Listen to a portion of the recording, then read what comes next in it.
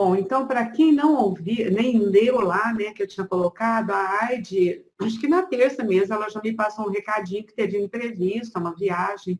O marido dela viaja muito, né? E às vezes ela precisa, a serviço, e às vezes ela precisa acompanhar. Eu não sei exatamente o que foi, mas ela pediu desculpas e vamos nós aqui caminhar, né? Eu tinha falado para todo mundo dar uma estudadinha, vamos que vamos, né? Eu proponho assim, eu começo a ler, a gente vai discutindo, depois o outro pode continuar a leitura, mas o estudo é em grupo, viu, Laís? Você sinta-se bastante à vontade, a hora que você quiser intervir, tá? Nós estamos aqui, como diz o Caio, um amigo nosso da segunda, nós estamos numa roda de estudo. Então, se é roda, todo mundo fala, ninguém tem papel de destaque, viu? E nós estamos no capítulo 5º já, que é conviver e ser. E no item hoje, cair em si. Você tem o texto, Laís? Eu baixei aqui na internet, eu vou procurar o capítulo 5. Capítulo 5, mas já no subtítulo, cair em si. Viu? Tá. Então, eu vou começar a ler e nós vamos... Marlene, eu fiz um resumo, bem sintético mesmo, da introdução. Você acha que seria bom?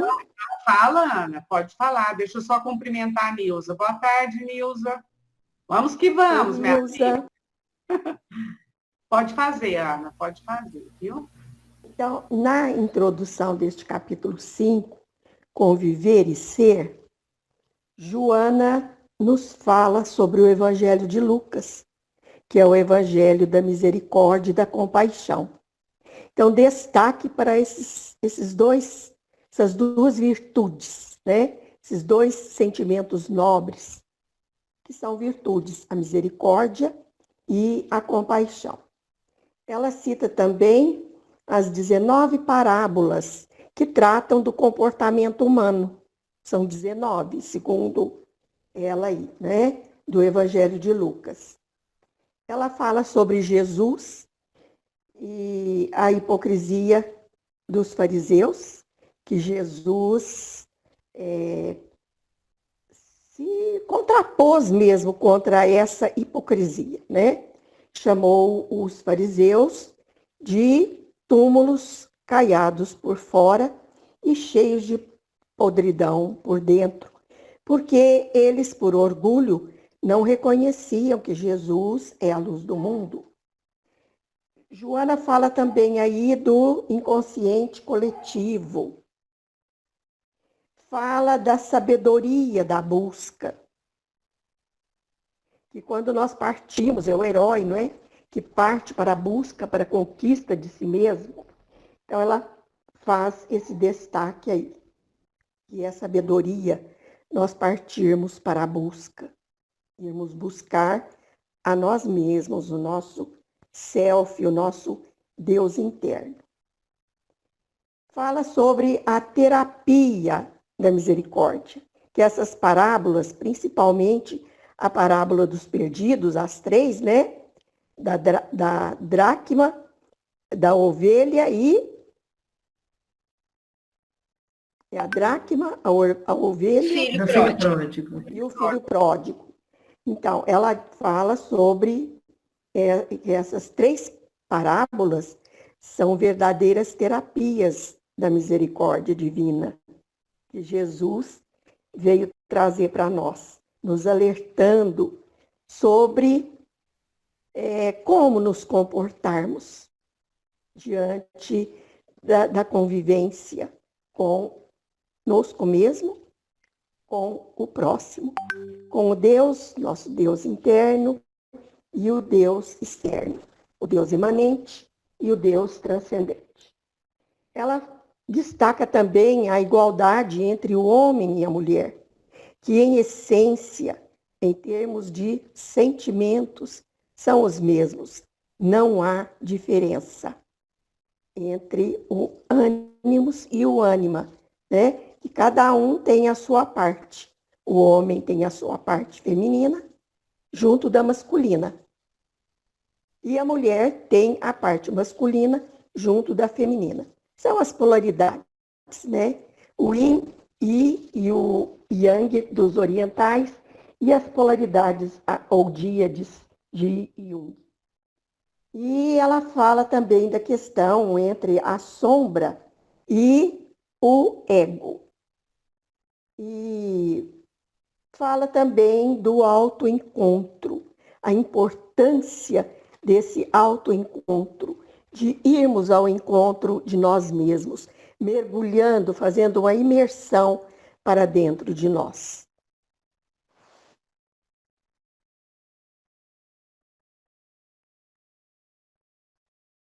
Muito bom, Ana.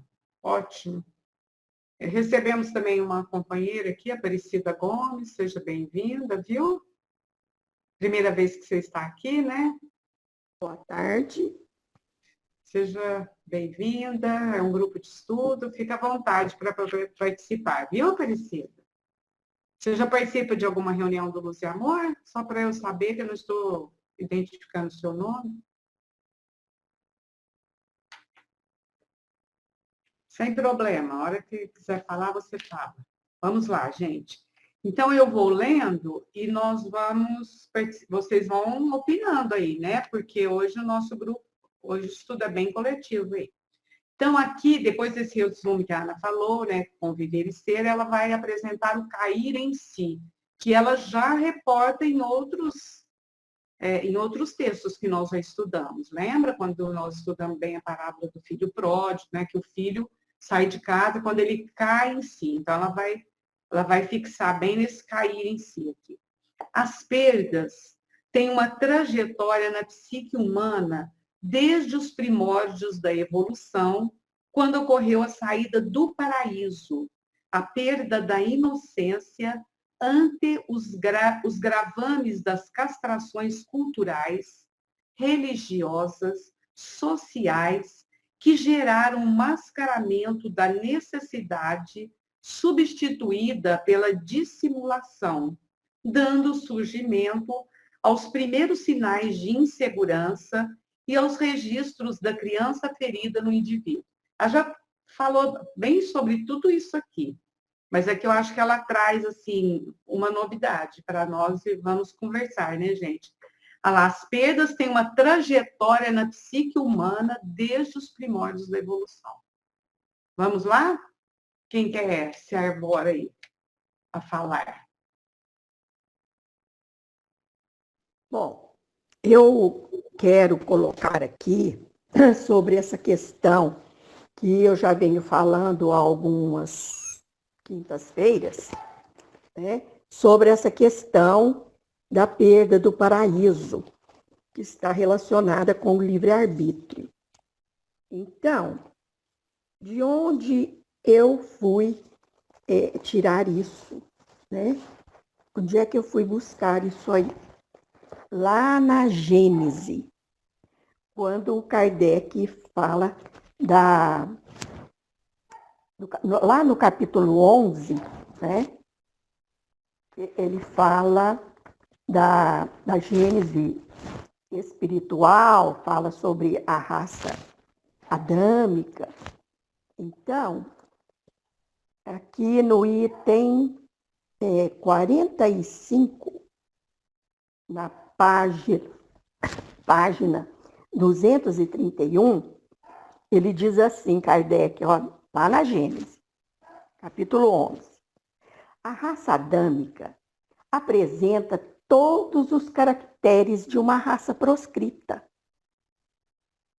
Os espíritos que a integram foram exilados para a terra, já povoada, mas de homens primitivos, imersos na ignorância, que aqueles tiveram por missão fazer progredir, levando-lhes as luzes de uma inteligência desenvolvida.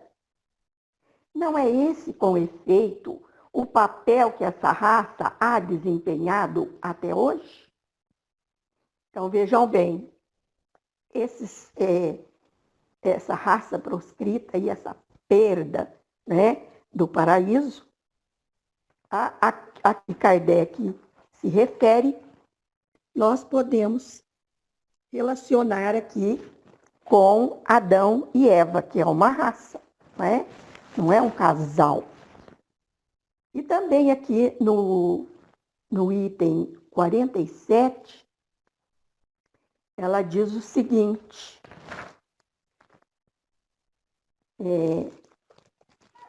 que Deus fala, né? Deixa eu ler um pouquinho antes, senão fica sem sentido para vocês. Aí tendes um punhado de homens expulsos pelo seu mau proceder de um país civilizado e mandados por punição para o meio de um povo bárbaro. O que lhes diz o chefe desse povo? Infringistes as leis do vosso país. Nele vos tornastes causa de perturbação e escândalo, e fostes expulsos. Mandam-vos para aqui, mas aqui podeis resgatar o vosso passado. Podeis, pelo trabalho, criar-vos aqui uma posição honrosa e tornar-vos cidadãos honestos. Tendes uma bela missão a cumprir: levar a civilização a essas tribos selvagens.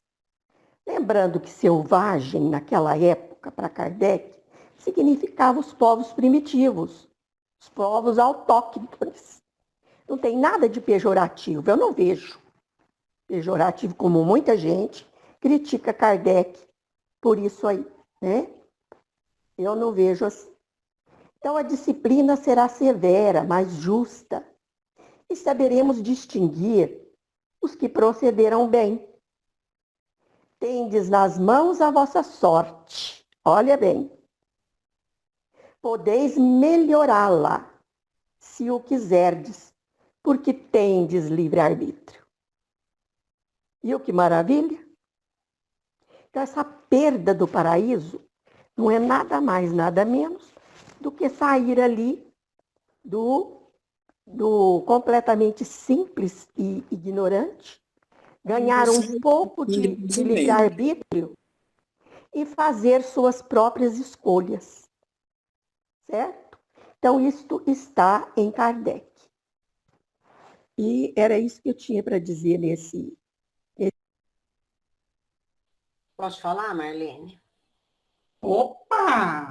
Aqui eu entendi, eu achei bem difícil esse capítulo, mas eu entendi assim, né, que, lógico isso que a Ana falou, que nós, nesse processo evolutivo, né, nós vamos desenvolvendo essas perdas na psique, né, na psique humana.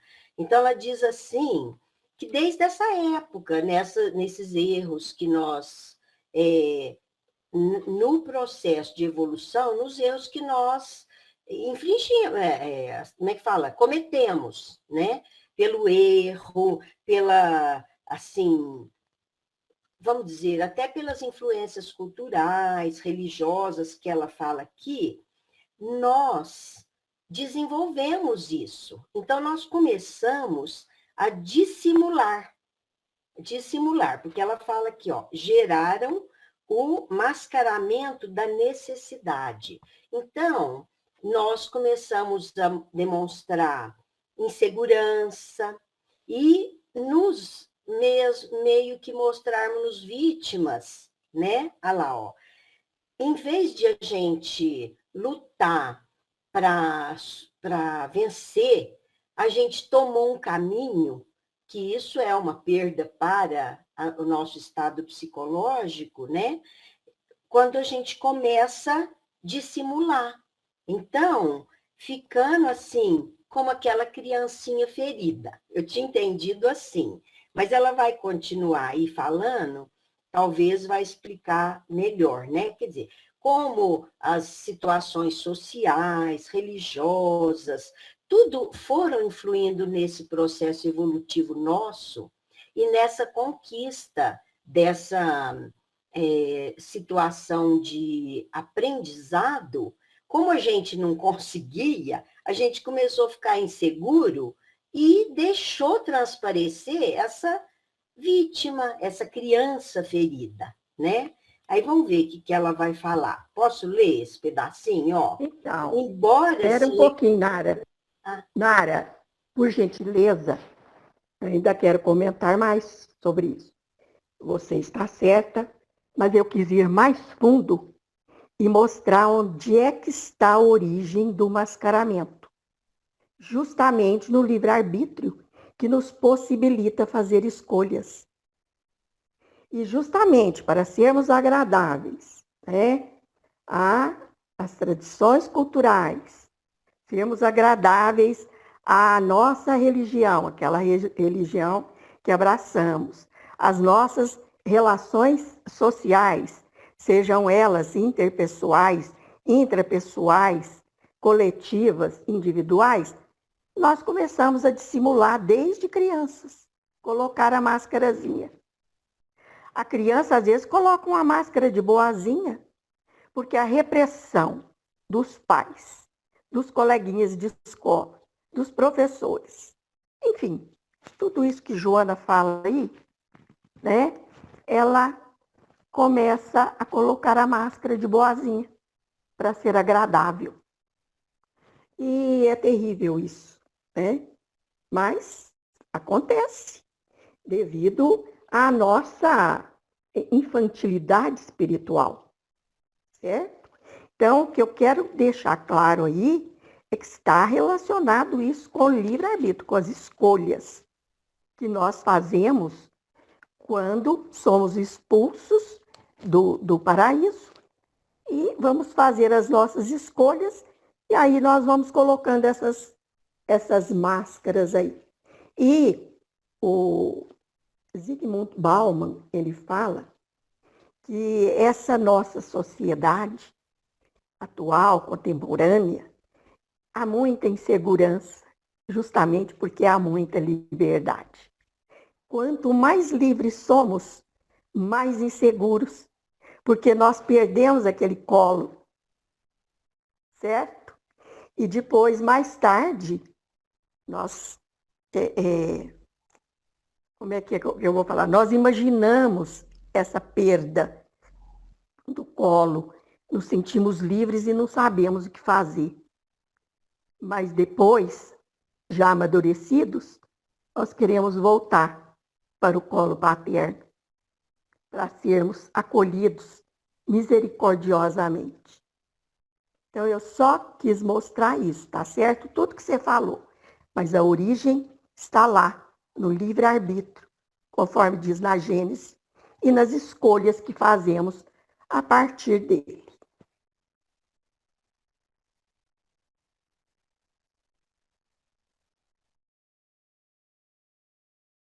Acho que a gente tinha que ler, Marlene, até aqui embaixo. A gente pode ler, Nara. Embora se reconhecendo problematizado, esse indivíduo ainda hoje foge da responsabilidade do enfrentamento das culpas e desafios, normalmente transferindo-a para os demais, que são injustamente considerados como inimigos e perturbadores da sua paz íntima. Poderá realmente alguém de fora criar embaraços ou sombrear a luz interna, a paz de cada qual, trabalhada na consciência tranquila em torno dos deveres retamente cumpridos? É claro que não. No entanto, torna-se mais fácil ao ego transferir responsabilidades do que enfrentar a sombra devastadora a que se acostumou. Então, quando ela fala que nós desenvolvemos nesse caminhar evolutivo essa insegurança, justamente porque quando enfrentamos, conforme o nosso livre-arbítrio, essas perdas, quer dizer, a gente erra, então a gente tem que enfrentar aquela situação. A gente, então, se torna uma vítima. Mas reconhecendo isso, o que nós fazemos? Pela nossa assim, imaturidade ainda. Nós fugimos da responsabilidade. E a gente começa a culpar o outro. Então, eu sou assim, sabe por quê? Porque a minha mulher, ela não me dá paz. A minha mulher, né? O cara fala, eu sou nervoso assim, porque a minha esposa, ela não para de me exigir isso, até. O marido, ao contrário, também, a mulher, ao contrário, fala assim, é claro que eu sou uma pessoa que estou com insônia, que estou nervosa, porque o meu marido não me... ou meus filhos. Então, ela transfere a pessoa, em vez de enfrentar, transfere para os demais. Aí ela ainda usa aqui, que são injustamente considerados como inimigos e perturbadores. É uma forma da pessoa não assumir aquilo que ela é capaz de enfrentar, que ela não é capaz de vencer aquele desafio. Aí ela faz esse questionamento muito importante. Será que alguém de fora pode sombrear a luz interna se a pessoa tem a consciência tranquila? Então, tem umas falas de espíritos assim que você pode estar no meio da guerra e estar em paz. Porque isso é conquista interior, isso é desenvolvimento de um estado espiritual que lhe pertence. E quando você conquista, ninguém te tira, né? Então, ela faz esse questionamento. É claro que não. Quer dizer, a pessoa pode querer te perturbar. Se você tem consciência daquilo que você é capaz, daquilo que você conquistou, ninguém vai te perturbar. Ninguém vai conseguir te tirar daquele estado. Aí ele fala, no entanto, o que acontece conosco? É mais fácil para nós transferir responsabilidades do que assumir que o erro é da gente. Então, a gente fala que é o outro. Por quê? Nós não temos coragem de falar, não, gente, eu sou uma pessoa difícil. Eu sou uma pessoa que não dou conta das minhas coisas. Então, eu acho que ela está fazendo esse preâmbulo para mostrar para nós que é natural acontecer isso conosco, né?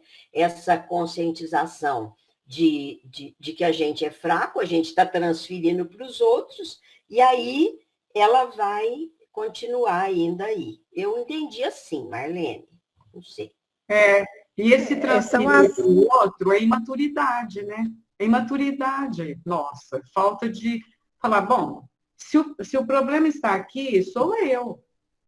Então, criança faz isso, né? Quando tem uma certa arte que a mãe ou um professor vai verificar, o que uma criança faz? Ela fala, não, foi o meu coleguinha, ou foi ele que mandou, ou foi não sei o quê. Isso aí criança faz mesmo. Ou por medo, aí entra uma série de fatores, mas criança faz isso. Só que nós adultos, que já não precisamos ter mais medo, que nós não precisamos esconder, né? Porque a gente pode falar, não, fui eu realmente errei, se eu tiver que responder por isso, eu vou responder, mas quem fez isso fui eu, né? Então, o problema aqui é meu. Eu achei muito interessante isso. Pode falar, gente, quem quiser. Conforme você disse, Marlene, é a nossa infantilidade espiritual, a nossa imaturidade, né? Espiritual é o ego dominador buscando fugas. Mas quem poderia explicar isso melhor para nós, talvez, fosse como é que ela chama? A psicóloga. A Larissa. Laís, eu estava esperando aqui para falar. Eu estava pensando, né, que a Nara estava falando nessa questão da gente transferir para o outro a responsabilidade. Só que não é tão simples assim, porque às vezes isso acontece de forma inconsciente. Então a gente projeta no outro coisas que estão mal resolvidas na gente, que são a maior parte das coisas. Então não é tão simples assim. Ter consciência disso, porque eu não sei se ela já falou desse termo projeção, né? Mas é o que mais acontece. Então, o que a gente tem dificuldade de olhar para as nossas sombras, a gente projeta no outro as nossas dificuldades. Então, por exemplo, às vezes eu sinto raiva de alguém por alguma ação que ela fez, por algum motivo. Na verdade, é algo que eu tenho dificuldade de enfrentar em mim mesma, né? E como ter consciência disso? Na verdade, o que ajuda muito é o processo de psicoterapia, de autoconhecimento, né? Porque o nosso inconsciente é 90% da nossa psique. Então, a gente não se conhece, não é tão fácil se controlar assim, digamos, se conhecer. Não é tão simples, né? Então, essas projeções que acontecem a todo tempo é falta de autoconhecimento, sim. Mas é aos poucos, né? Que a gente vai se conhecendo e conhecendo as nossas sombras aos poucos, porque assusta também conhecer a nossa sombra. Então, por isso que a gente fala que fazer terapia, né, psicoterapia, é, assim, muitas pessoas têm dificuldade de entrar em contato, né, o nosso lado sombrio mesmo. Então, nesse sentido que eu estava pensando dessa questão, dessas projeções inconscientes, né, não só conscientemente a gente sabe, né? Muito bem, Laís, você vai metendo a colher, viu? A Carlinha também está aí. A gente sabe disso, né, Laís? Mas fazer é que são elas, né? Porque se fosse tão simples assim, não precisava de tanto estudo, né? De tantas, igual a Joana mesmo, há quantos anos ela vem se dedicando? Se fosse muito fácil, né? É isso aí.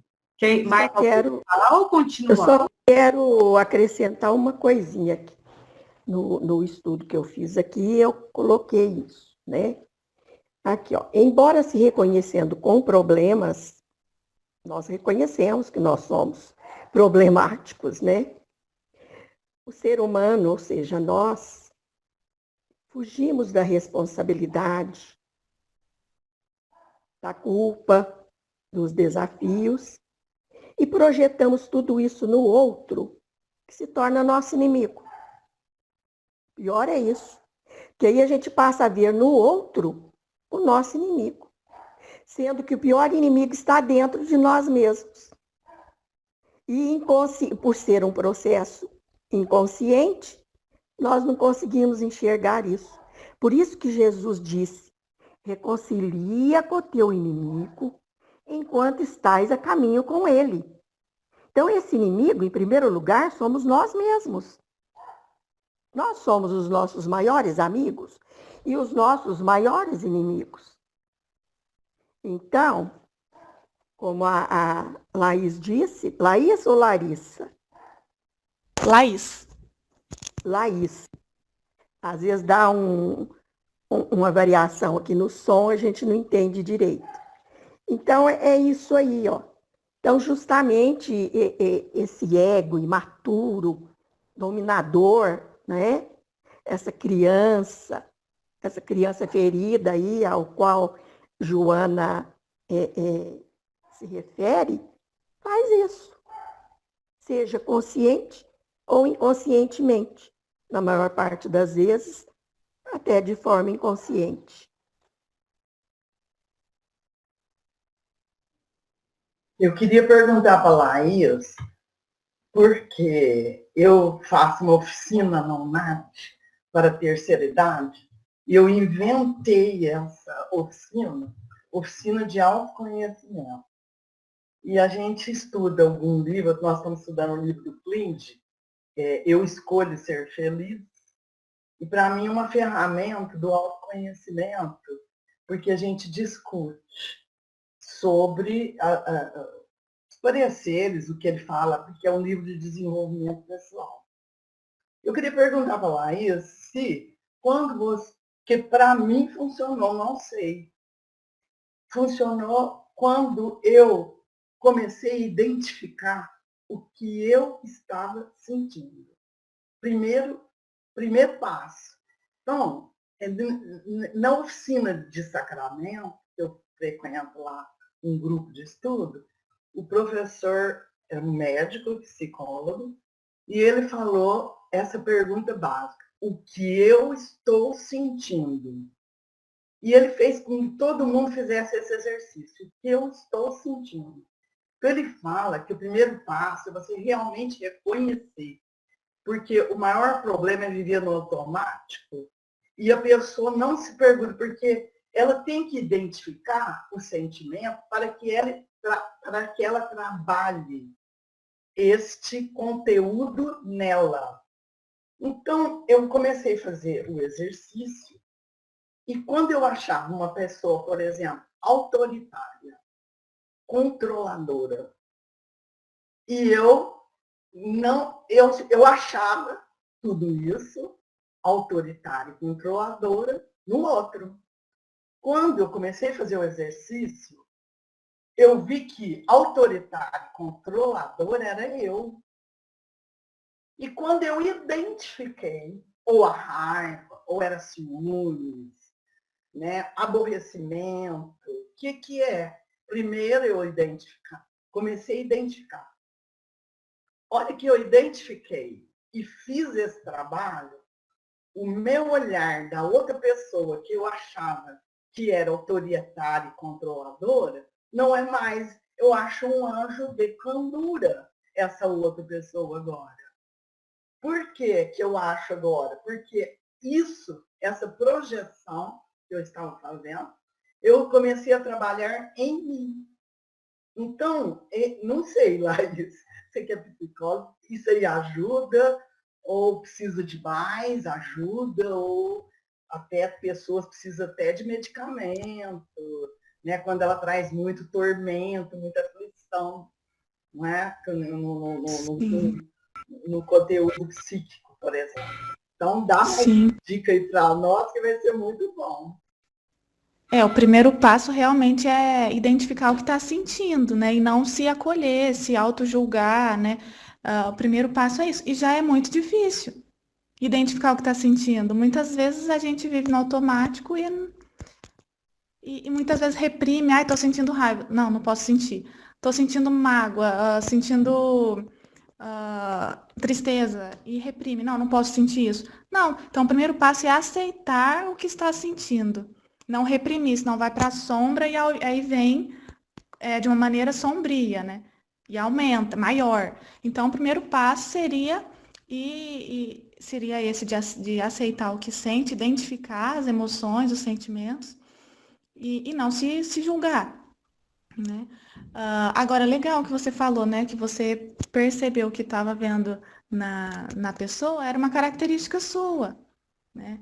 E aí, é assim mesmo, a gente faz isso o tempo todo, né? E muitas vezes você possivelmente não se julgou por isso, né? Por isso você conseguiu aceitar o seu lado controlador e mudá-lo, né? Então, é nesse sentido. Não é uma tarefa simples, né? Acredito que enxergar isso, né? E quando a gente projeta, é importante voltar para si. Não, isso é meu, pegar de volta. Então, esse seria o primeiro exercício, assim, simples, mas bacana e importante. Nada, viu? Porque também ressignificar é difícil, né, Laís? Ressignificar essa criança ferida também é muito difícil. Sim, todos nós adultos temos uma criança ferida dentro de nós, que ela precisa ser acolhida, né? Ser amparada. Amparada. Né? Muito bom. Ser amparada com amorosidade, né? Não que o outro, às vezes, não seja também autoritário, né? Aí houve uma identificação, houve uma sincronia, certo? Sim, às vezes o outro é autoritário mesmo, mas o que a gente tem a ver com isso, né? A gente não muda o outro, a gente só muda a nós mesmos. Disse, e não julgueis, para não ser julgados, né? Vês uma trave, aliás, não vês a trave no teu olho e vês o cisco no olho do outro, né? Então, às vezes, o outro é menos autoritário ainda do que nós. Menos autoritário. Sim. Mas é também, mas é menos, em menor proporção, né? E nós vamos com tudo em cima, projetamos a nossa sombra. Aliás, dependendo da posição do sol, quando caminhamos em direção ao outro, primeiro que projeta lá é a nossa sombra, dependendo da posição, né, do sol. Ou seja, dependendo da nossa maturidade. Gente, deixa eu fazer uma pergunta e dar uma sugestão aqui ao mesmo tempo. Pode ser ou não? Pode falar, Iris. Fala. Então, a Carla está por aí também? Tá também, tá também. Então, porque é o seguinte, isso é uma sugestão, né? Como a gente está tendo esse privilégio de estar com duas psicólogas aqui no grupo agora, a gente podia ouvir as duas opiniões, para a gente ver o que ela acrescenta, até porque psicologia, eu gosto muito desse tema, e você sabe que não é uma conta 2, 1 mais 1 é 2. Tem um outro lado da visão que a pessoa pode ter. Então, a gente devia explorar as duas, para a gente ver as duas opiniões nesse campo também, que eu acho que era bem legal. Mas é só sugestão aí, vocês é que sabem. Aí, Carla. Boa tarde, pessoal, tudo bem? Ei, Iris, só você, hein? Não, eu concordo com tudo que está sendo falado, né? Achei importante reforçar a perda do paraíso, né? Que é a questão do prazer, né? Então, você ter tudo sem esforço, né? Que é realmente a criança ser atendida, né? E não tem evolução sem perda, né? Então, e a conquista do livre-arbítrio, achei super importante. Então, decidir é perder. Então, se eu decido participar do estudo, né, eu deixei de fazer outra coisa nesse horário. Então, a perda faz... A vida é mudança, não é? Então, sempre vai ter perda. Se não tiver perda, não tem evolução. Né? Agora, como eu reajo à perda? Como é que eu vejo, né? A minha abordagem, a minha formação, especialização é em terapia cognitivo-comportamental. É lógico que a psicodinâmica existe, né? Mas nós trabalhamos assim, tem muita coisa na superfície para ser trabalhada, né? Se o ego não desperta, se não é a consciência, não tem psicoterapia. Né? Então, nós trabalhamos, não é que não existe o inconsciente para nós, lógico que existe, né? Mas é com o que nós optamos trabalhar, né? É com o consciente, é com a superfície. Então, o que é perda? Então, né? Qual é a causa, quais são os gatilhos, né? O que naquela pessoa me deixou assim? Ou melhor, isso se repete? Porque senão nós vamos sair aí nosso radar, tudo que incomoda nós vamos, né? Tentar aprofundar. Não é assim. O que se repete, o que é sempre igual? Nós vamos descobrir um padrão, né? No nosso modo de se relacionar com o outro, né?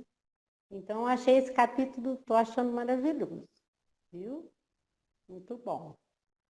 E lembrando, Carla, e Laís, que são as psicólogas, né? Eu não sou psicóloga, mas eu gosto muito e estudo, né? Bastante também. Lembrando que, de acordo com as polaridades que nós estamos estudando, ao lado ou juntamente com toda perda, tem um ganho. Nós perdemos de um lado, mas nós ganhamos de outro. E isso é importantíssimo. Exatamente.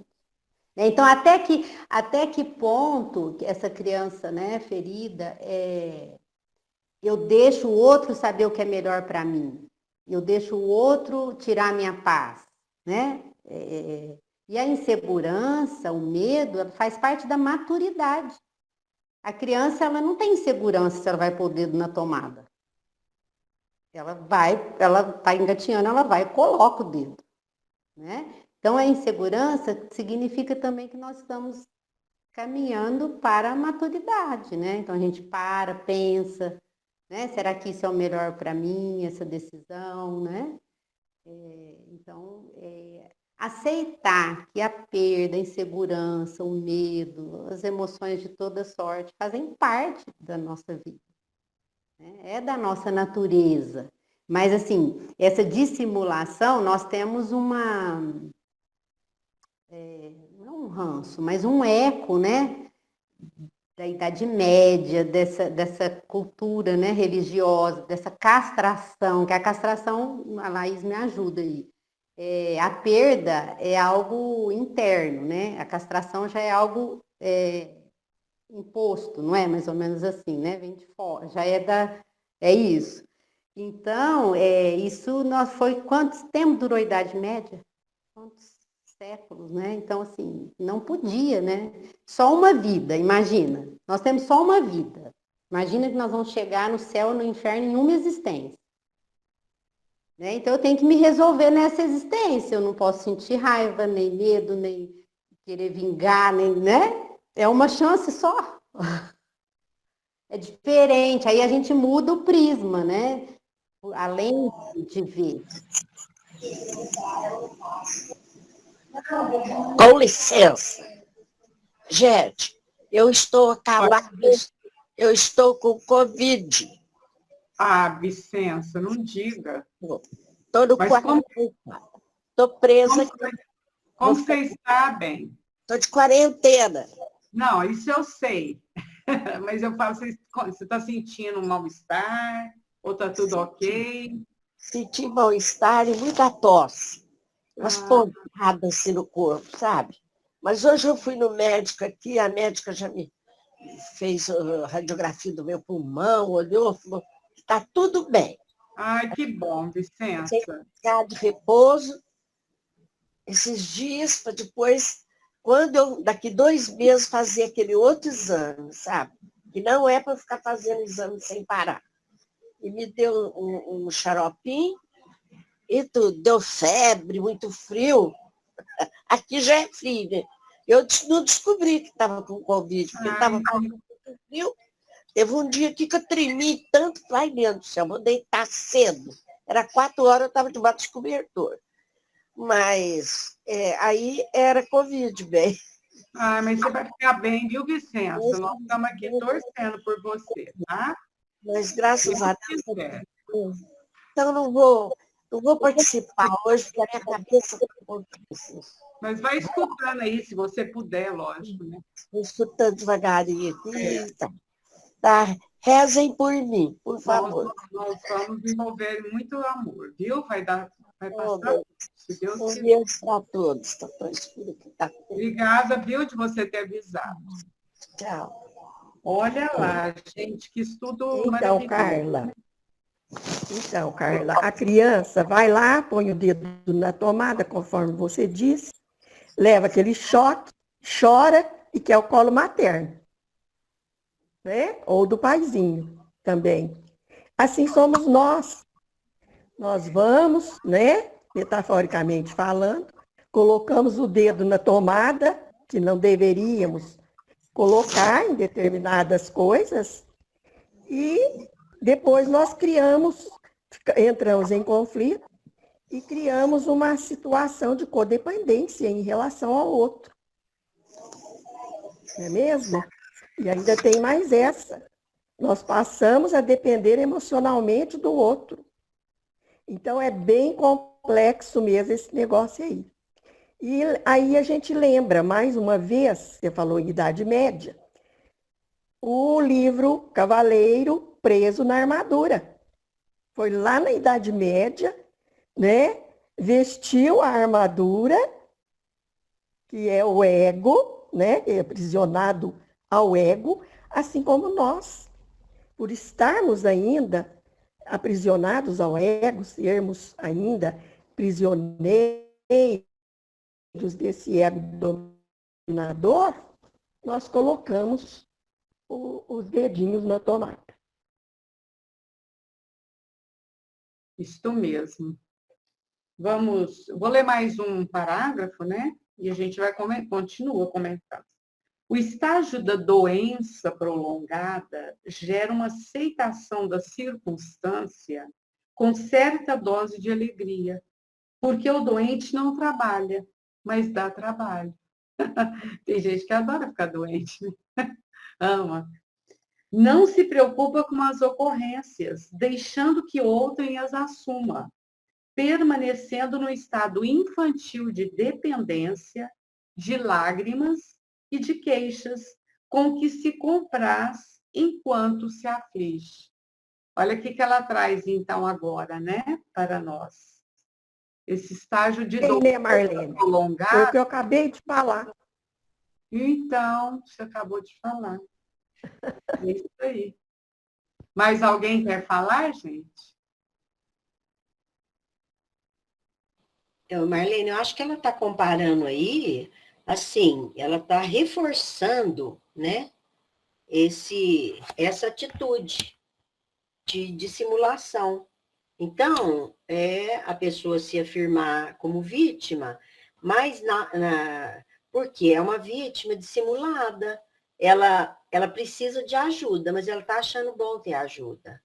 Ela lá, o doente não trabalha, mas dá trabalho.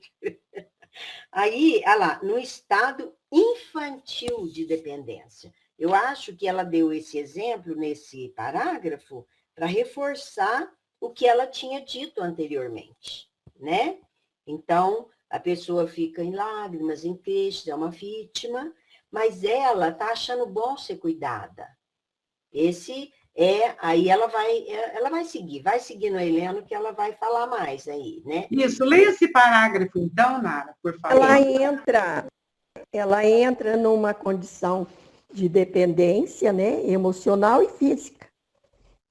É a criança mesmo, é a imaturidade.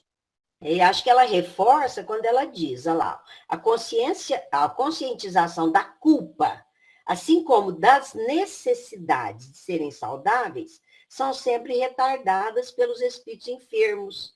Quer dizer, enquanto ele está ali enfermo, a gente está falando metaforicamente, né? Que se refugiam nas decantadas fraquezas de que se dizem possuídos, atribuindo aos lutadores incansáveis forças que não lhes foram concedidas, como se houvesse privilégio entre as criaturas, aquelas que desfrutam de benesses imerecidas, e aquelas outras que são as castigadas pela vida, portanto, dignas de piedade e de amparo. Então, essa conscientização leva a pessoa a reagir. Não, eu não quero isso. Eu que tenho que me modificar nisso aqui, Mas ela, na pessoa que está enferma ali, né, psicologicamente, ela acha que ela merece aqueles que são fortes, né, como se houvesse um privilégio para ela, né, porque os outros desfrutam de benesses, né? E ela é uma sofrida ali, aquela pessoa.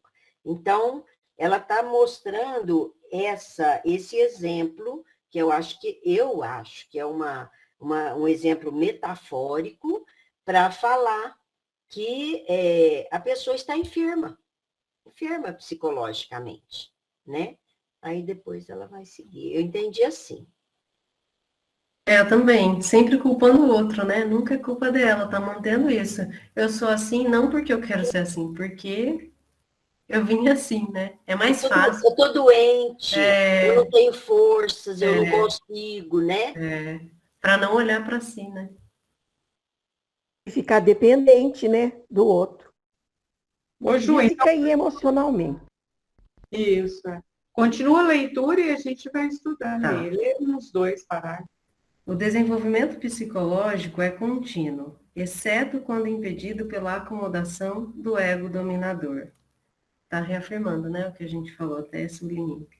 O Evangelho de Jesus, particularmente as parábolas narradas por Lucas, são indubitavelmente um tratado valioso de psicoterapias espirituais, morais, sociais e libertadoras para todos os indivíduos que as examinem em todos os tempos depois de escritas.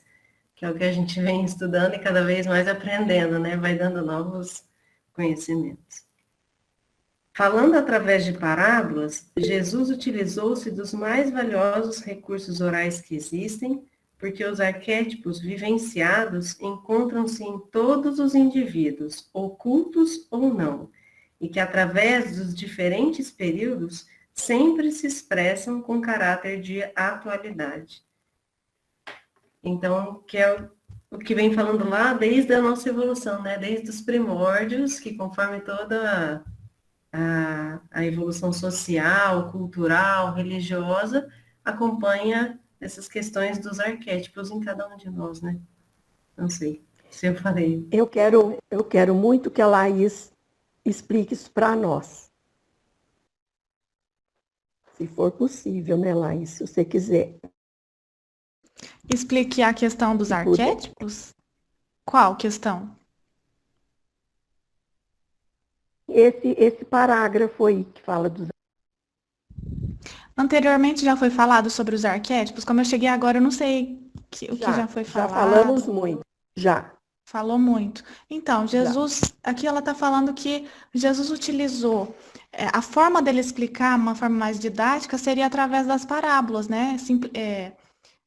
Exemplificando os arquétipos que acompanham a humanidade, todos nós, né? Fazem parte de nós. Deixa eu ver, estou lendo aqui.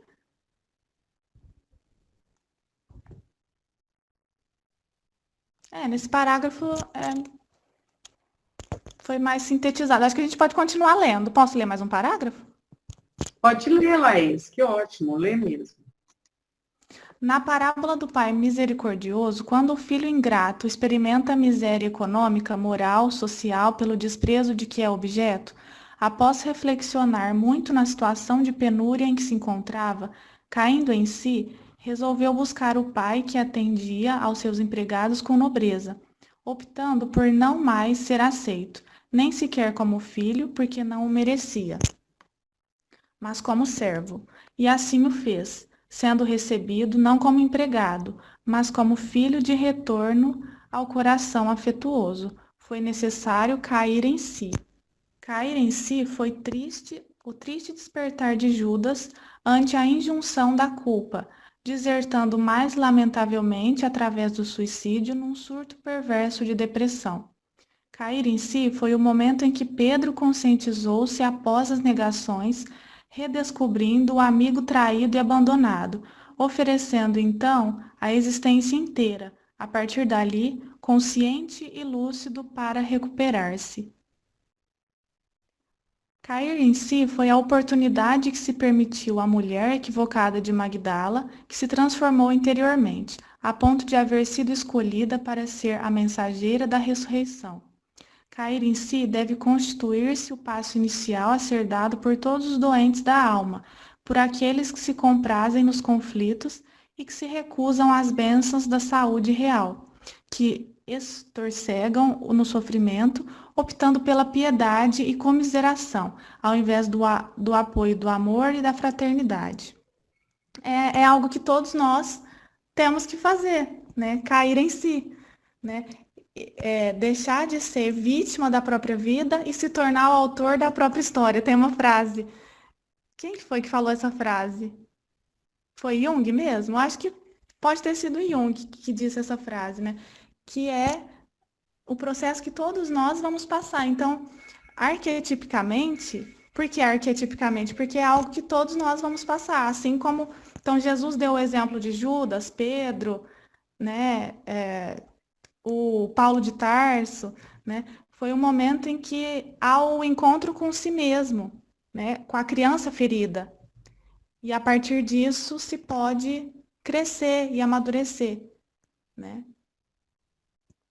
Então, Marlene, eu achei interessante a hora que ela fala que as parábolas de Lucas é um tratado valioso de psicoterapia espiritual, moral. Por quê? Quando ele conta o estado daquele moço que fugiu, ele está mostrando condições psicológicas que ele vivia naquele momento.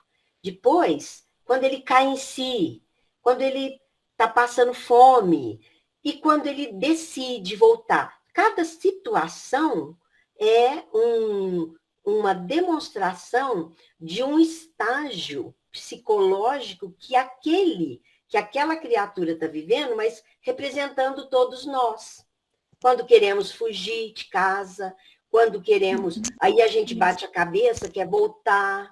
Então, eu penso, por isso que ela fala que são essas parábolas psicoterapias espirituais, morais e sociais libertadoras. Né? Eu achei bonito esse. É porque a gente vai se identificar, né? É um caminho, um processo que a gente vai viver também. Não exatamente como está na parábola, né? Mas cada um vivenciar o arquétipo do herói, como vocês falaram no começo, acho que vocês já devem ter falado sobre isso anteriormente. O arquétipo do herói é o que todos nós vamos trilhar esse caminho, né? De ir ao encontro das nossas dores e crescer, né?